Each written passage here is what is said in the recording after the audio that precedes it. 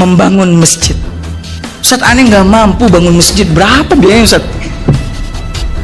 Subhanallah. Bangun masjid kayak gini aneh kayaknya nggak mampu Ustaz.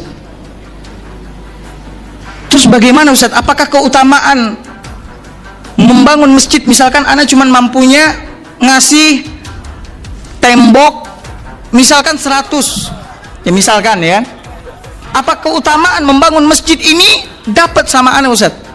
Jawabannya dapat. Bahkan di dalam sebuah hadis Nabi SAW menyebutkan, siapa yang membangun masjid sebesar sangkar burung. Sangkar burung itu berapa sih besarnya? Hah? Kecil. Kata Nabi SAW, banallahu lahu baitan fil jannah. Allah bangunkan untuknya satu rumah di surga. Maknanya adalah ketika kita ikut serta dalam pembangunan masjid sesuai dengan kemampuan kita, untuk sebesar ini semuanya kita tidak mampu, tapi sesuai dengan kemampuan kita, sekian tembok atau sekian semen dan sebagainya, maka Allah Subhanahu wa ta'ala akan memberikan kemuliaan, memberikan kebaikan atas amalannya tersebut.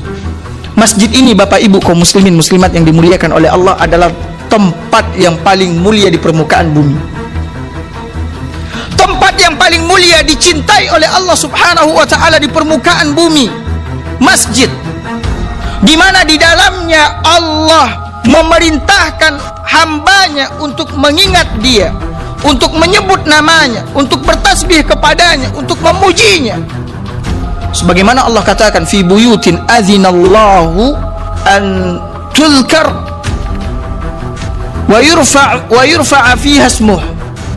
Di rumah-rumah Allah Subhanahu wa ta'ala itu Allah berikan izin untuk namanya diangkat, disebut dan sebagainya. Bapak Ibu kaum muslimin muslimat yang dimuliakan oleh Allah Subhanahu wa ta'ala, masjid dibangun atau didirikan biasanya untuk apa? Sholat, kemudian ngaji, ya kan? Kemudian zikir, kemudian tempat berkumpulnya kaum muslimin untuk menyelesaikan permasalahan dan sebagainya. Maka Bapak Ibu kaum muslimin muslimat yang dimuliakan oleh Allah, apabila seseorang membangun masjid, kemudian di dalamnya banyak orang yang sholat, orang yang membaca Al-Quran, orang yang menuntut ilmu syariat, kemudian melakukan ibadah-ibadah yang lain yang disyariatkan oleh Allah dan Rasulullah SAW, pahalanya akan didapat oleh orang-orang yang membangun rumah Allah Subhanahu wa ta'ala tersebut. Semuanya, selagi ada orang sholat, selagi ada orang yang membaca Al-Quran, orang yang berzikir, pahalanya akan terus mengalir kepadanya walaupun dia telah meninggal. Walaupun dia telah meninggal.